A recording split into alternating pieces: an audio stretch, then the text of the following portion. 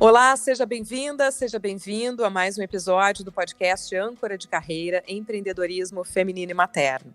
E com este, fechamos 3 anos de publicações mensais ininterruptas. Neste mês que passou, eu fui, então, recuperando lá no perfil do Insta, @podcast.âncora-de-carreira, todos os posts de lançamento de cada episódio. Então, dia 1º, eu coloquei o que foi o primeiro episódio e assim por diante.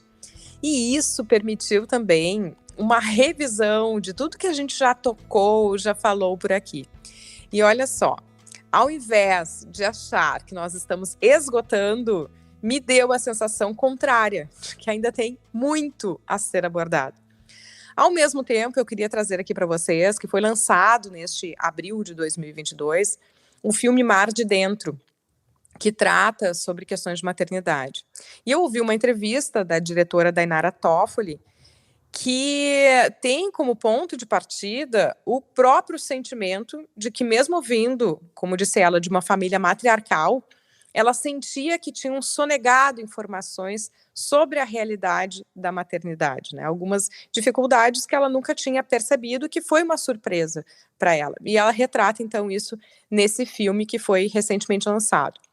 E daí, quando o tema do mito da maternidade apareceu também numa conversa, no contexto lá da psicologia e da clínica, em que a gente estava conversando sobre abordagem sistêmica, ou seja, que envolve o funcionamento do indivíduo em relação ao meio, aos outros com quem convive, e a gente se deparou, então, com mais histórias assim, me vem a percepção de uma certa ignorância, e aqui no sentido de ignorar algo mesmo, né?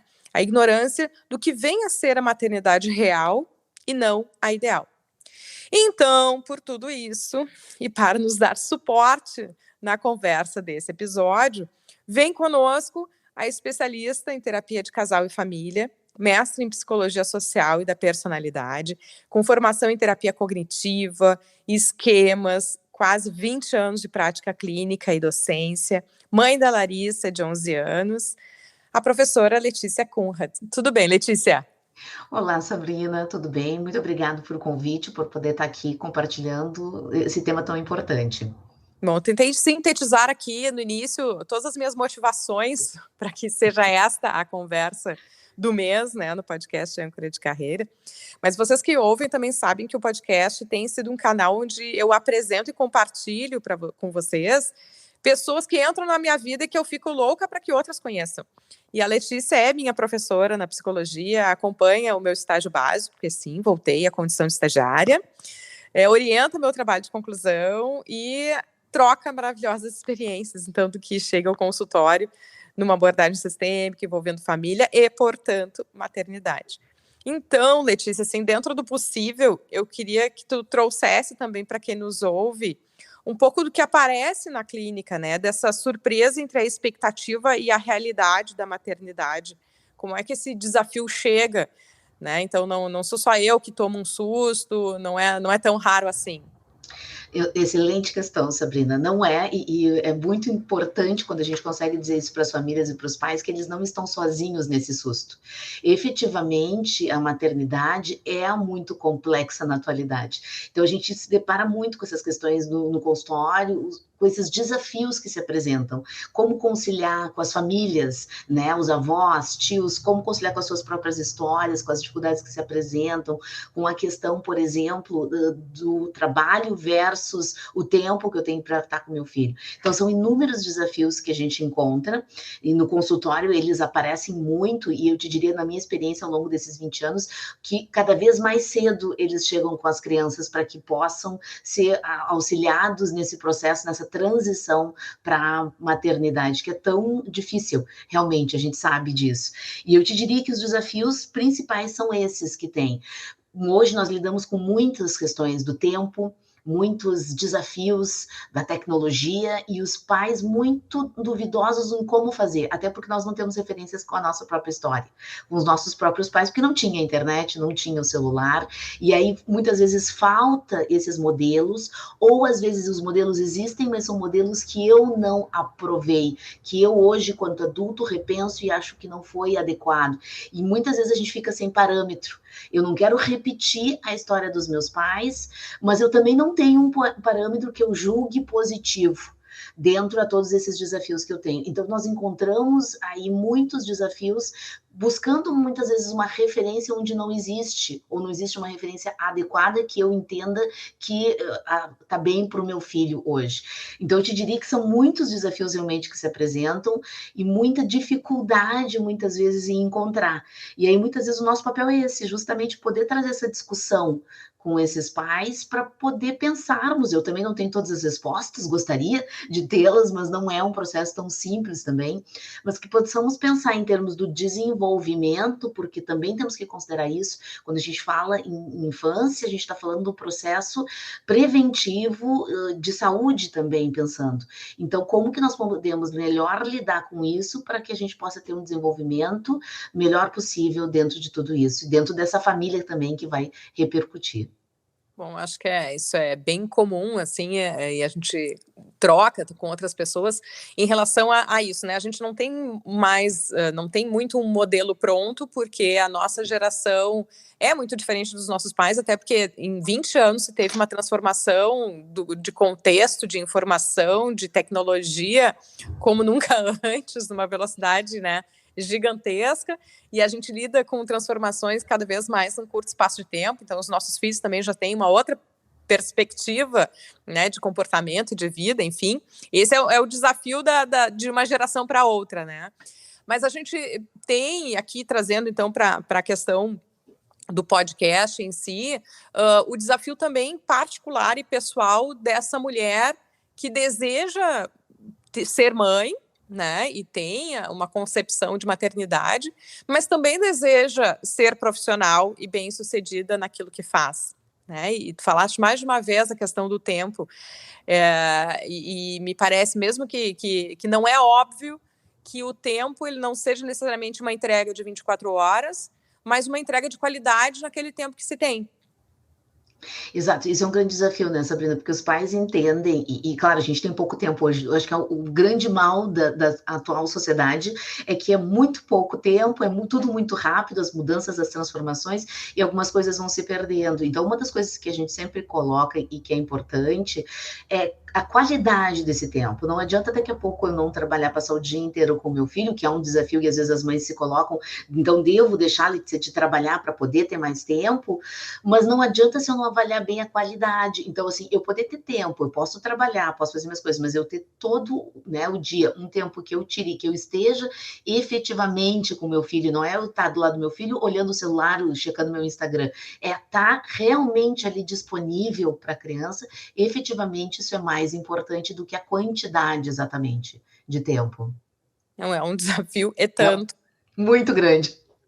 Eu vou já inserir, porque tem 2 depoimentos que vão ilustrar as nossas conversas nesse podcast. Eu vou inserir o primeiro, que traz essa realidade e a experiência aqui para a nossa fala. A gente ouve, então, na sequência, a Ivana Gellen no Instagram. Quem quiser seguir é @Ivana. O Gellen é Gehlen, que é jornalista, assessora de imprensa, mestre em comunicação, tem 36 anos e é mãe do Felipe, de 3 anos. Oi, Sabrina, tudo bem? Que alegria ser convidada para participar desse podcast tão necessário para o mundo da maternidade, para o mundo do feminino, para o mundo de carreira. Muito feliz com o desafio que me foi lançado de responder a pergunta a respeito do impacto de maternidade, o impacto que foi ter um filho. Meu filho está completando 3 anos, inclusive esse mês, o Felipe. E eu posso dizer assim que o impacto foi enorme, muito maior do que eu imaginava. Eu sempre quis ter filhos, né? Uma coisa assim que vem comigo desde a minha adolescência. Era um plano de vida, de fato, e foi muito bem realizado. Eu sou muito realizada hoje por ter o meu filho. Mas foi uma transformação gigante, foi uma dificuldade no início. Logo que meu filho nasceu, no chamado puerpério, foi muito mais complicado do que eu esperava. Eu acho que eu me preparava, achava que estava preparada, mas no fundo a gente está sempre se surpreendendo com a maternidade. E aí eu não reconhecia mais os meus sentimentos, os meus pensamentos, as minhas reações. Foi bem impactante para mim. Minha visão de mundo, minha forma de estar com as pessoas, de encarar as coisas, tudo isso se transformou muito desde que eu tive o meu filho, é um aprendizado diário. E uma curiosidade é que eu dizia muito para as pessoas, quando eu conversava com as pessoas, com as mulheres, ou homens, os amigos, eu dizia para todo mundo ter filhos. Eu não tinha filhos, mas eu dizia para as pessoas que elas deveriam ter.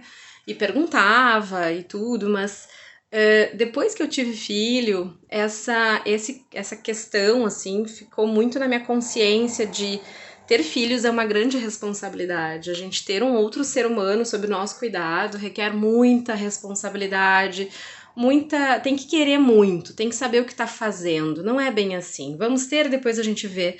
Não é assim. A gente tá lidando com um ser humano.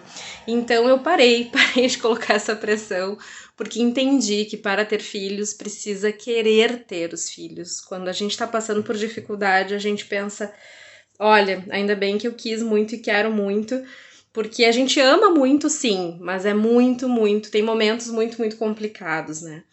E em relação à carreira, foi um impacto muito interessante, porque sim, minha vida ficou muito mais corrida, eu sempre trabalhei muito, sigo, e agora é um malabarismo para fazer dar certo.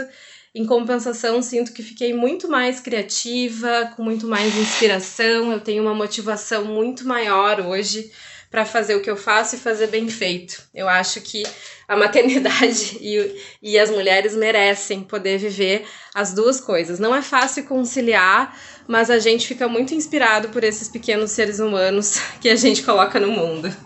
Bom, eu me identifico muito com a fala da Ivana. Quando a minha primeira filha nasceu, e olha que ela dormia bem, mas tinha aqueles momentos de choro interminável, eu olhava ela e eu dizia exatamente como a Ivana comentou ali, eu amo, eu quis, amo muito, então vamos lá. Então, a gente que se planejou, antes de ter minha primeira filha, queria fazer uma viagem internacional, fiz, apertei tudo que deu e consegui fazer, porque eu imaginava que eu teria que abrir um tempo na minha vida. Eu trabalhava todos os dias da semana, todos os domingos, um sábado sim, um sábado não. E eu só me dei conta que eu ia ter que dar uma equilibrada também nisso depois que ela nasceu. Então, o primeiro ano da Luísa, que é a minha filha mais velha, foi todo de rearranjo profissional para fazer adequações. Então, fico pensando que a gente que planeja já se surpreende com a intensidade que tem essa chegada. Imagina o impacto para quem não planeja, né? Não, excelente questão, né, Sabrina? E ela trouxe pontos muito importantes, porque a maternidade, eu acho que se a gente pudesse definir em uma palavra, surpresa, eu acho que é uma palavra muito boa, porque realmente ela traz coisas imprevisíveis. E eu acho que quando a gente entra nesse mundo, a gente tem que entender que isso vai fazer parte da equação. O imprevisível, a mudança, o diferente, o que a gente não planejou, tudo isso eu acho super importante. Eu concordo, porque eu também me identifiquei muito, né, Sabrina, como tu tá trazendo, e a Ivana também, porque eu também super me planejei, estudei, fiz várias especializações, mestrado, pensando, né, em organizar nesse tempo, e mesmo assim, quando nasce, é bem diferente a realidade do que a gente imaginava, né, da expectativa. Então... Eu vou colocar também a questão do controle, né, porque eu acho que a primeira vez que eu me dei conta que não estava tudo sob controle foi quando eu planejei a gravidez, assim, eu pensei, tá, vou engravidar em tal mês, daí vai nascer em tal mês, e daí, né, coloquei tudo dentro de um calendário, de uma agenda, de uma organização, que já faliu no primeiro mês, assim, quando eu não engravidei no mês que eu tinha planejado, logo não nasceu no mês que eu tinha planejado. E ali é o momento que a gente se dá conta que realmente vem aí outra pessoa, né? Então não tá mais tudo sob controle, existe uma vida própria que muitas vezes vai quebrar expectativas. Mas trazendo, esse é um outro capítulo, né? Tudo para se falar sobre essa relação de mãe e filho. Mas voltando para a questão ainda profissional, desse rearranjo e dessa, ao mesmo tempo, que a Ivana também traz, de uma garra que as mães têm, assim, porque não pode dar errado, né? Ela tem um filho, todos esses depoimentos que eu trago são trechos de grandes conversas, porque as pessoas gravam para mim e a gente segue conversando depois. Mas que vem essa coisa de não pode dar certo, agora eu sou adulto, agora eu sou responsável por uma outra vida. Então, quando a gente vai para o trabalho e vai para a geração de renda, a gente vai com tudo. Não, e tu tens razão, né, Sabrina? Eu acho que um grande desafio quando a gente, mesmo que se planeja, organiza, é como tu vai lidar com o trabalho pós a questão do nenê. Que é isso que tu disse, né? Noite sem dormir, cansaço, fica doente. Como tu concilia, né? E aí eu acho que um ponto que a Ivana traz fundamental é isso, assim. O grande desejo é necessário, porque É difícil em alguns momentos, tu vai estar cansada, tu tem que trabalhar, tu tem que dar conta de tudo. Eu, por exemplo, me organizei, tentei no primeiro, segundo ano da minha filha ter um turno que eu ficava só com ela, coisas que a gente tenta, mas são super difíceis porque a gente tem todas as outras demandas que a gente tem que dar conta, e tem a questão financeira, porque a gente tem que ganhar, o que eu brinco, né, trabalhar menos para estar com os filhos, mas ganhar mais porque os filhos são um gasto significativo. Então, como conciliar tudo isso realmente é um desafio na maternidade, dar conta de todas essas questões que ela fala, né? E que eu acho que esse grande desejo entra aí, né? Porque realmente é difícil em alguns momentos. Agora, não quero reforçar aqui também o mito da maternidade, dizendo, porque eu falei da garra, da vontade que as mães vão, porque é isso, né? Tu tem que sustentar o filho. E até brinco, né? Quando o pessoal fala, onde comem um, comem dois. Eu disse, onde come um, comem dois. Mas onde estuda um, não necessariamente estuda dois, né? Então, existem gastos elevados. Então, com certeza, existe uma batalha nesse sentido.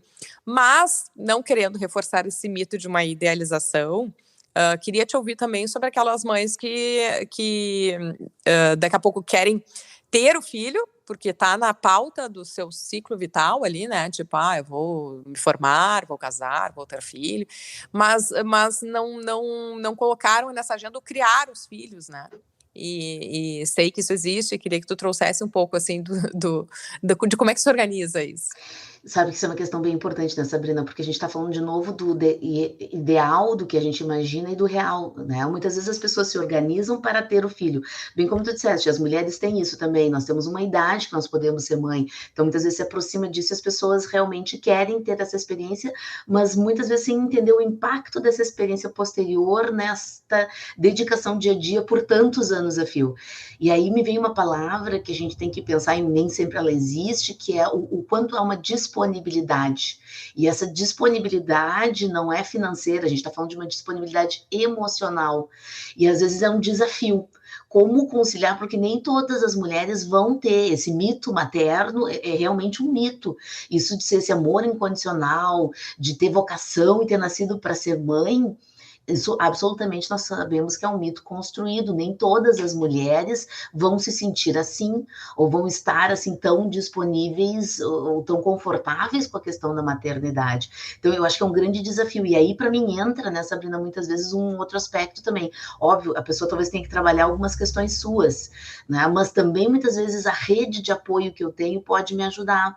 E quando eu falo de rede de apoio, não só os pais, mas também as famílias, os avós, tios, amigos, pessoas que possam estar ali, possam me apoiar nesse processo, que não é um processo fácil mesmo, de entrega, que exige muito, né, nesse primeiro momento. Então, eu te diria que essa, às vezes, é um recurso que a gente utiliza para auxiliar essas pessoas que tenham mais dificuldade, não tanta disponibilidade quanto a maternidade. Mais uma vez, eu me recordo que, principalmente, nesse sentido, eu falo muito em relação à Luísa, que é a minha filha, que também tem 11 anos, e que foi a primeira surpresa, né? Porque na segunda a gente mais ou menos já abriu um caminho. Mas que eu brincava com isso. Eu disse: olha, eu não sou separada, mas a minha filha é criada em guarda compartilhada. Porque tinha um dia que a avó buscava na escolinha, no outro dia dormia na Dinda, no outro dia ficava com a tia, para dar conta de tudo isso até que a gente se reorganizasse. Porque realmente é sempre surpreendente. Mas achei importante trazer isso, né, Letícia? Porque às vezes não é o relógio e não é a conta bancária que prejudicam, né? Porque a gente vê mães de qualidade, digamos assim, ou como diz a expressão do Winnicott, que é um psicanalista e pediatra, que tem uma expressão que para mim foi libertadora, que era a mãe suficientemente boa, né? Então, se a gente vê mães suficientemente boas em todos os níveis de renda, em todos os níveis de escolaridade, existe um diferencial aí que é um recurso emocional mesmo, né? Da disponibilidade, da disposição. E daí quem não encontra naturalmente, né, tirando aí a naturalização dessa maternidade ideal, precisa construir e buscar.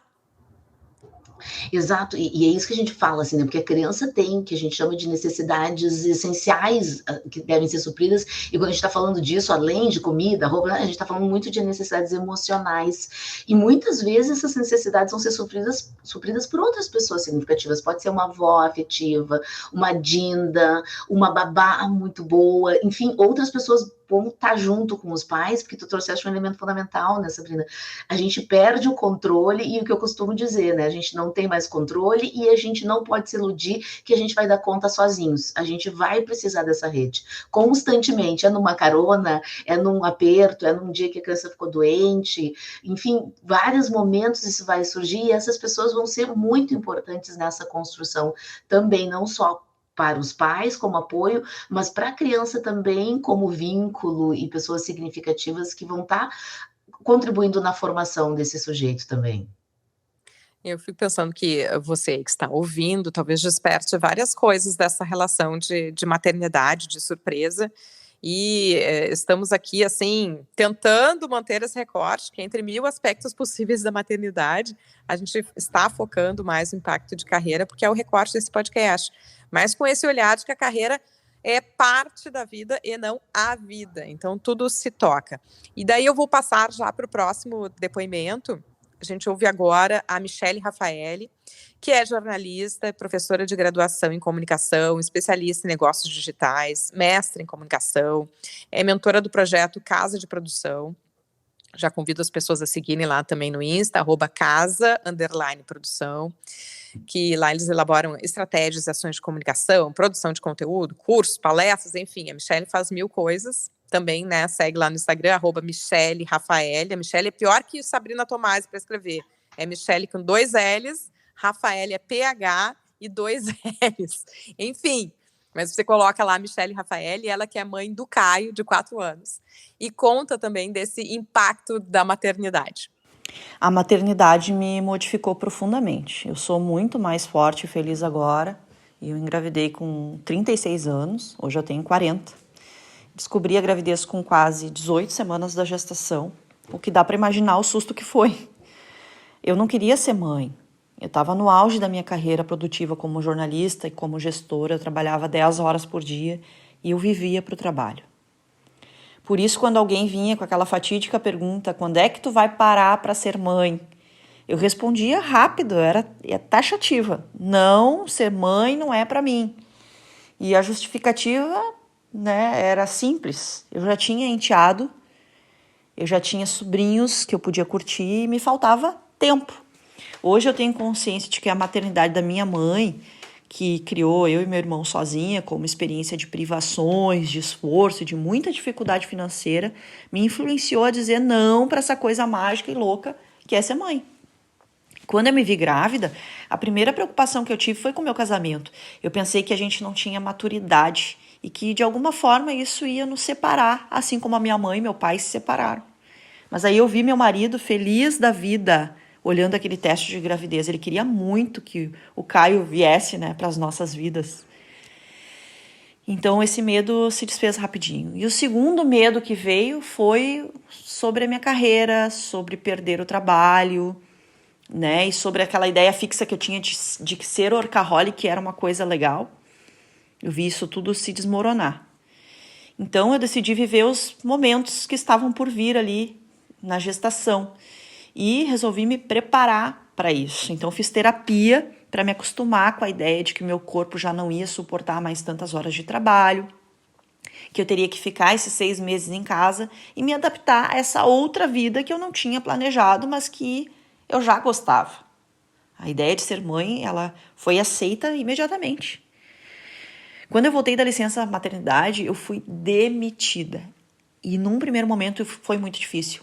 Foi difícil pra caramba. Porque eu não me preparei para demissão. Eu tinha feito terapia para diminuir a pressão que eu mesma me fazia. Mas eu não queria cortar o trabalho da minha vida. Bem pelo contrário, eu queria, na verdade, era voltar para a vida profissional que eu tinha e ser mãe ao mesmo tempo, porque eu dava conta. Foi muito cruel saber que eu era dispensável. E eu imagino quantas mulheres passam por isso. Saem para ter os filhos no auge da sua produtividade profissional e quando voltam não tem mais o seu lugar.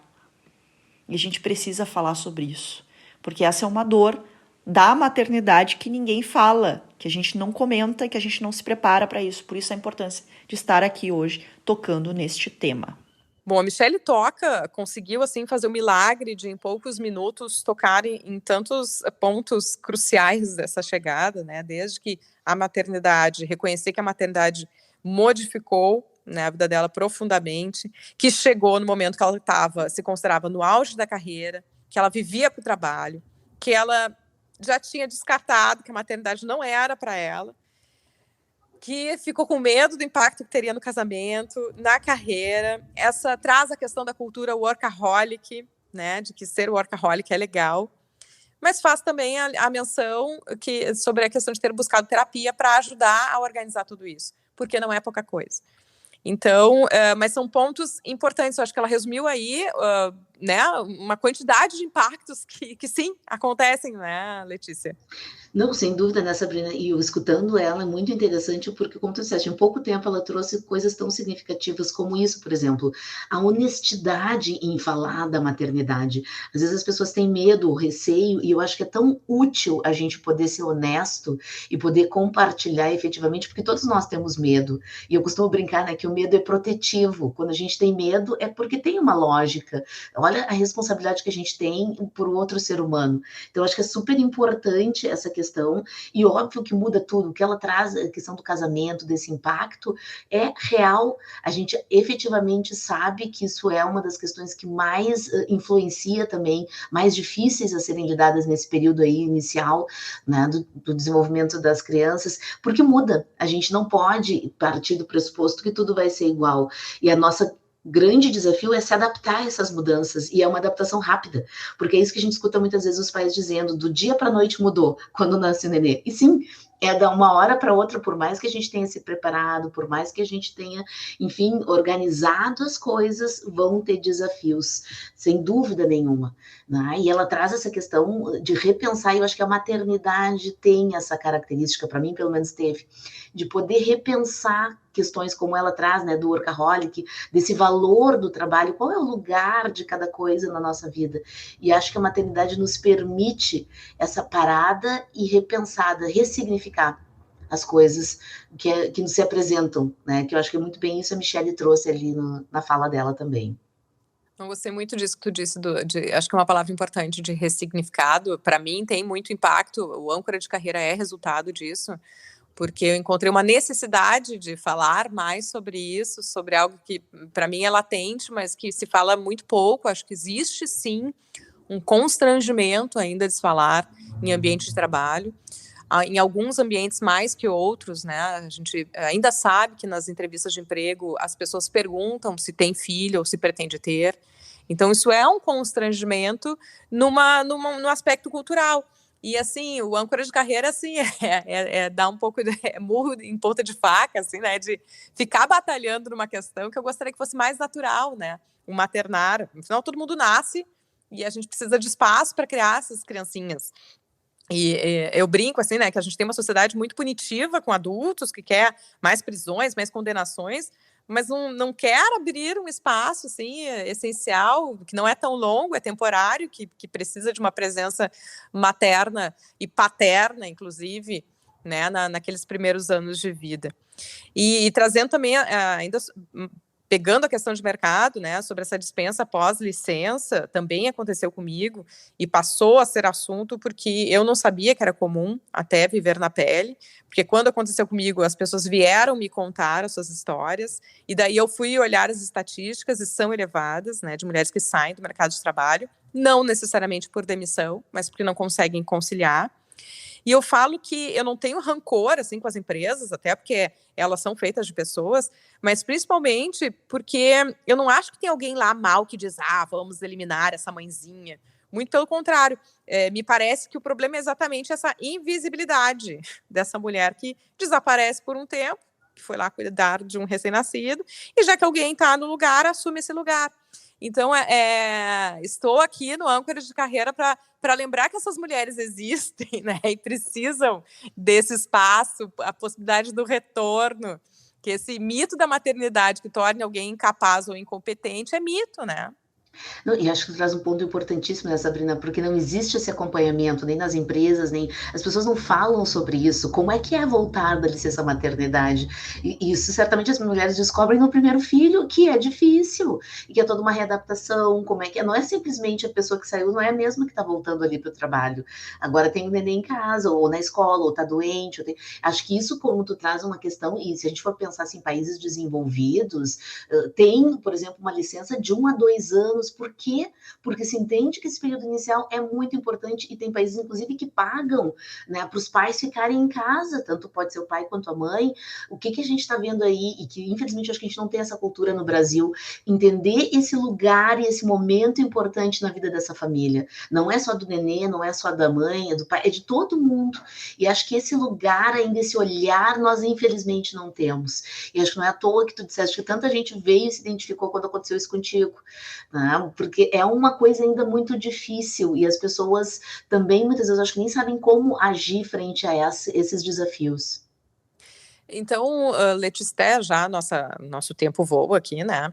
Para a gente já ir concluindo, a gente que tratou aqui de mito da maternidade, que eu acho que tem 2 vieses aí desse mito, né? O mito de idealizar demais e também o mito de achar que é algo tão horroroso que eu não pretendo nem experimentar, né? E já ouvi frases assim, né? Já ouvi conversas de uma mulher no meio corporativo dizendo: "Ah, minha amiga sonhou que eu estava grávida, Deus o livre me desejar o mal". Eu disse: "Olha que carga que tem, assim, né, de uma visão de maternidade negativa, isso é impactante". Mas então, tirando esses 2 aspectos de mito, que talvez a gente se precise falar mais sobre isso, até para poder fazer escolhas mais conscientes, né? Tanto não, realmente impõe dificuldades que eu não consigo e uma disposição emocional que eu não tenho, ou não é assim, um obstáculo que eu não possa vencer e é uma experiência que eu desejo. Então, tirando o mito, eu queria saber da meta. Qual é a meta da maternidade? No sentido, assim, de que é o essencial de uma mãe, né? A gente sabe que tá todo mundo correndo, a Letícia tem consultório, tem um monte de estagiário enlouquecendo ela como eu, dá aula, e tem lá a sua filha na pré-adolescência como eu, né? Então, qual é a meta da maternidade? O que é a mãe? O que é o essencial dessa mãe suficientemente boa? Eu sei que eu tô te largando uma bomba, mas enfim, essencialmente. Não, eu acho que é uma excelente pergunta, né, Sabrina? E eu acho que o ponto é esse, assim, é o mais difícil, como conciliar tudo. E acho que aí uma mãe também, fiquei pensando quando tu estava te escutando, as mães têm que entender que existe vida além da maternidade, né? Então, assim, não basta ser a mãe da Larissa, que eu sou, pré-adolescente de 11 anos, eu tenho que ter um tempo para a Letícia também, tenho que poder trabalhar, e eu acho que o grande desafio é o equilíbrio de tudo isso, achar um meio termo, e aí eu acho que uma grande questão é essa, é entender que a gente não faz tudo sozinha, porque também existe esse mito, né, de que as mães dão conta, mãe é insubstituível, mãe tem... Tá bem, eu acho que sim, mas a gente pode pedir ajuda, a gente pode ter apoio, né? A gente não é a Mulher Maravilha, a gente não vai dar conta de tudo sozinho, e acho que esse reconhecimento pode nos aliviar no sentido de que eu posso, sim, e devo pedir ajuda. E aí entender que eu não estou sozinha. Eu diria que esse seria um fator protetivo na minha experiência e na minha visão profissional, que auxilia muito nesse desafio da maternidade. É o pedir ajuda, isso é um bom exercício, né? Grande exercício, não é fácil, né, Sabrina? Eu acho que é por isso que cada vez mais assim se constroem, né, se compõem grupos de mulheres, porque nem todo mundo tem uma rede de apoio Exato. natural, que normalmente está dentro da família, né? Muita gente com ou a família do interior, ou realmente não tem uma composição da família, ou mães, avós que já não, estão numa idade que não conseguem fazer essa entrega, ou ainda são mulheres que estão nativas no mercado e também não podem fazer essa entrega. Então, a composição do que é uma rede de apoio, do que é a ajuda, também é muito variado, né? Exatamente, não necessariamente um familiar, pode ser um amigo, um vizinho, alguém, enfim, né, uma prof da escolinha do meu filho. A gente tem que poder ampliar essa rede e auxiliar quem tiver disponibilidade naquele momento. Mas é bem isso que tu disseste, mas eu acho que é um grande desafio. E criar essa rede, às vezes, é um desafio também. Porque os pais, às vezes, entendem, não, mas não posso, eu tenho que... Mas é necessário também, é importante e saudável para a criança conviver com outras pessoas além dos pais. Bom, Letícia, o que tu nos dás de dicas de leitura, então? Perfeito. Querendo saber o que te impacta. Eu vou te dar uma dica, porque a gente não chegou a falar nisso, pode ser, eu acho que um outro podcast, né, Sabrina? Que é isso? Bom, a gente tem o primeiro filho e aí te perguntam quando vem o segundo, né? Porque a primeira pergunta é quando vem o primeiro, depois vem o primeiro e quando vem o segundo. E esse livro me ajudou muito, porque eu tenho só uma filha, que é o primeiro e único, da Laura Sandler. Que é isso, porque ter um filho único ou ser um é melhor ainda do que você imagina. Me ajudou muito a dar conta dessa questão quando eu efetivamente decidi que eu ia ter somente uma filha. Porque a gente vive nesse atendimento de expectativas, né, Letícia? Então, é Constante. interessante esse processo, porque eu digo, quando eu estava namorando, perguntava quando é que eu ia noivar, quando eu noivei, quando é que eu ia casar, quando eu casei, quando eu ia ter o primeiro filho, quando tem o segundo, daí quando tem o segundo, querem saber quando é que é o terceiro, se encerrou, e assim vai, né? Então, Exato. se a gente tiver que dar resposta para tudo isso, se a gente encontrar a resposta para a gente mesmo, já está bem bom. Exatamente, eu vou te dizer que esse livro terminou de me dar a resposta que eu precisava para entender que estava bom e era o que eu ia conseguir, e que para mim um filho, né, tinha suprido a minha questão da maternidade. Então eu deixo a dica, para mim auxiliou bastante esse livro. Muito obrigada pela tua dica, muito obrigada por compartilhar as tuas impressões e experiências aqui com o Âncora de Carreira. Eu que agradeço o convite, Sabrina, para falar de um tema tão importante e significativo. Bom, e ficamos por aqui, como eu disse, com este nós fechamos 3 anos de publicações mensais ininterruptas. Não houve pandemia, crise ou dúvida que nos parasse, eu creio que isso porque a escuta de outras mulheres, o encontro com outras respostas, a identidade quanto ao desafio de conciliar carreira e maternidade e tudo que tangencia essa experiência são o próprio combustível da nossa produção, que é nossa porque eu lanço questões aqui, mas alguém vem e topa ilustrar com depoimentos, com entrevistas, e você aí que nos acessa, ouve e com isso afirma que faz sentido essa jornada. Então, se curtiu, compartilha, até o próximo.